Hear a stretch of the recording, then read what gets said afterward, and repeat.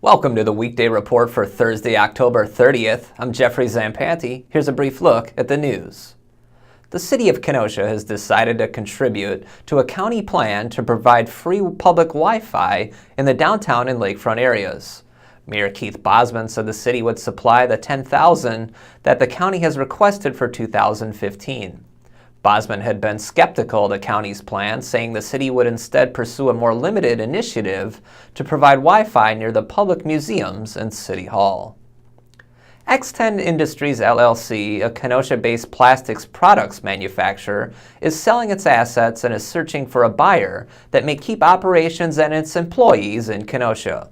The sell-off would affect 120 employees. Xten was selected 2012 Manufacturer of the Year by the Kenosha Area Chamber of Commerce and the Kenosha Area Business Alliance. The Kenosha Unified School District honored the company with its 2014 Business and Education Award. Kenosha County residents gave more than $121,000 to gubernatorial candidates this year, according to campaign finance reports updated this week. Governor Scott Walker raised about twice as much locally as his Democratic challenger Mary Burke. More people gave money to Walker, and the sums of his top Kenosha County contributors gave were far higher than Burke's. For a list of top Kenosha area donors to both campaigns, plus a searchable database of contributors, see today's Kenosha News and check out kenoshanews.com. Fearing for his officers' safety, Kenosha Police Chief John Morrissey is seeking a possible solution for governing DJs at local bars. The latest incident occurred early Saturday morning at Pub 22 at 60th Street and 22nd Avenue, where a large crowd turned out to watch a local DJ and later spilled into the streets, where a man was knocked unconscious and guns were reportedly drawn. Morrissey said these incidents have become far too frequent when certain DJs perform, while the DJs believe these are isolated incidents unrelated to their performances. The issues could be resolved at next month's License and Permit Committee meeting. The Parkside women's soccer team celebrated a milestone Wednesday. Jeremy Reeves has the story.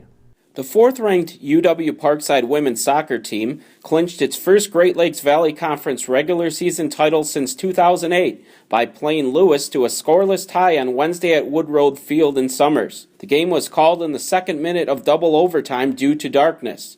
The Rangers finished the regular season 12-0-3 in conference play and 14-0-3 overall. With the GLVC title, Parkside earned the top seed for the conference tournament and will host 8th-seeded Lewis in a quarterfinal on Sunday.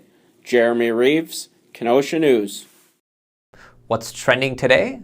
The Bucks and Bulls began their regular seasons Wednesday night with mixed results, a Chicago win and an overtime loss for Milwaukee. How do you think these teams will fare this year? Tell us on our Facebook page. Up next is Liz Snyder with this week's Get Out Entertainment Ideas. Hi, I'm Liz Snyder with your entertainment news. We're standing here in front of Ruther Central High School where on Friday night, a non-Halloween show, the musical Peter Pan Jr. will open.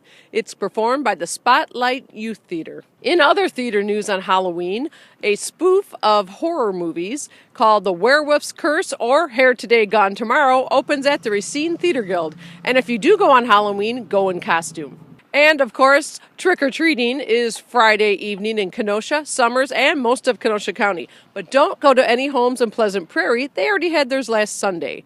The Get Out section will also tell you about many adult Halloween parties are in various taverns, bars around the county. And at the movie theaters this weekend, you can catch Jake Gyllenhaal in a really creepy role as Nightcrawler, who grabs video footage of late-night crimes. For all these stories and much more, see Friday's Get Out Entertainment section. I'm Liz Snyder. Happy Halloween. Thanks, Liz. Now here's a look at what we're working on today. The 7th Circuit Court of Appeals in Chicago is hearing oral arguments today in the Mark Jensen case. Janine Anderson is there. And Deneen Smith is looking into a community call for the Band of Black Watch to return to competitive field shows. Pick up a copy of the Kenosha News and check kenoshanews.com for all the details on these stories and more, and watch next week for the Kenosha News Minute, a new twice-daily 60-second version of this newscast. I'm Jeffrey Zampanti with the Weekday Report.